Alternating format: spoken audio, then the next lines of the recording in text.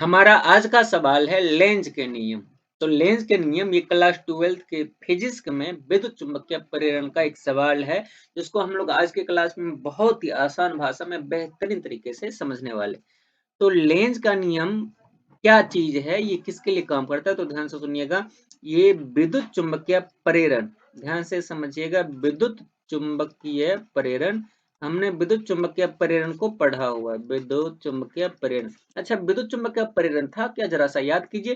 तो विद्युत चुम्बकीय प्रेरण क्या था? विद्युत चुम्बकीय प्रेरण में हम लोग पढ़े थे कि जब किसी कुंडली के समीप क्षण चुंबक को तेजी से लाते हैं या दूर ले जाते हैं, तो कुंडली में विद्युत वाहक बल और विद्युत धारा के प्रेरित होने की घटना को विद्युत चुम्बकीय प्रेरण कहते हैं। तो विद्युत चुम्बकीय प्रेरण में जो विद्युत धारा प्रेरित होता है, जो विद्युत धारा प्रेरित होता है उसको हम लोग प्रेरित धारा कहते हैं।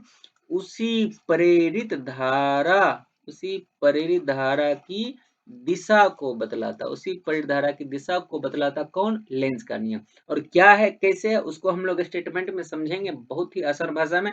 तो देखा जाए, परिभाषा लिखेंगे प्रेरित धारा की दिशा के बारे में। लेंज ने क्या कहा था, उसका स्टेटमेंट क्या है, ध्यान से देखा जाए तो परिभाषा है विद्युत विद्युत चुंबकीय विद्युत चुंबकीय प्रेरण, विद्युत चुंबकीय प्रेरण के सभी अवस्थाओं में, विद्युत चुंबकीय प्रेरण के सभी अवस्थाओं में, यानी कि विद्युत चुम्बकीय प्रेरण के लिए ये नियम सभी अवस्थाओं में लागू होता है। विद्युत चुम्बकीय प्रेरण के सभी अवस्थाओं में किसकी दिशा, तो ध्यान से समझिएगा, प्रेरित धारा की दिशा, प्रेरित धारा की दिशा, यानी कि विद्युत चुम्बकीय प्रेरण में जो विद्युत धारा प्रेरित होता है उसी की दिशा बदला। कैसे होती है, किस प्रकार की होती है, ध्यान से देखिएगा। बोला गया है इस प्रकार की होती है, इस प्रकार की होती है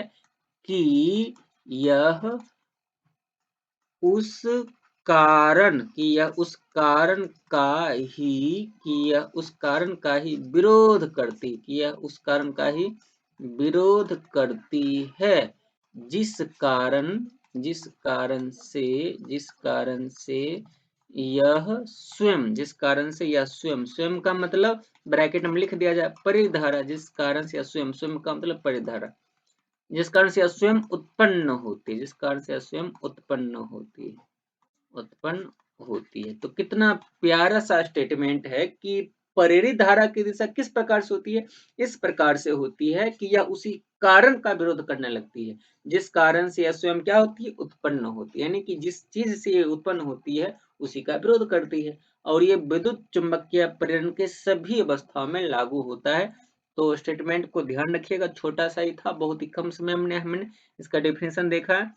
तो आपको उम्मीद है कि ये चीजें समझ में आ गई होगी, लेकिन फिर भी अगर आपको कोई डाउट रह जाए तो आप हमें कमेंट सेक्शन में पूछ सकते हैं। आपको जल्द से जल्द जवाब मिलेगा। और हमारी इस वीडियो को पूरा देखने के लिए, इस वीडियो को लाइक करके अपने दोस्तों के साथ शेयर करने के लिए आप सबका बहुत बहुत धन्यवाद।